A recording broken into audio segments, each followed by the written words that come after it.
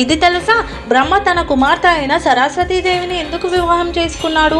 ఇప్పుడు తెలుసుకుందాం. సరస్వతి పురాణం ప్రకారం విశ్వాన్ని సృష్టిస్తున్నప్పుడు బ్రహ్మ తన మహిమలతో సరస్వతీదేవిని కూడా సృష్టించాడు. అందుకే సరస్వతికి తల్లి ఎవరూ లేరు, ఆమెకి ఒక తండ్రి మాత్రమే ఉన్నారు. అతడే బ్రహ్మదేవుడు. సరస్వతీదేవి ఎంతో అందంగా మరియు మనోహరంగా ఉండేది. అంటే బ్రహ్మదేవుడు కూడా సరస్వతీదేవికి ఆకర్షితుడై తనని భార్యగా చేసుకోవాలని ఆలోచించాడు. సరస్వతీదేవి బ్రహ్మ నుండి తప్పించుకోవడానికి ఎంత ప్రయత్నించినా ఫలించకపోవడంతో సరస్వతీదేవి బ్రహ్మని పెళ్లి చేసుకోవాల్సి వచ్చింది. ఎంతో మంది దేవతలు బ్రహ్మదేవుణ్ణి అడిగారు ఇలా చేయడం తప్పు కదా అని. కానీ బ్రహ్మదేవుడు ఈ లోకంలో నేను ఒక్కడినే జీవించలేను, అందుకే సరస్వతిని వివాహం చేసుకోవాలి అనుకుంటున్నాను అని బదులిచ్చాడు. తర్వాత వారిద్దరికీ మరు అనే ఒక కుమారుడు కూడా జన్మించాడు.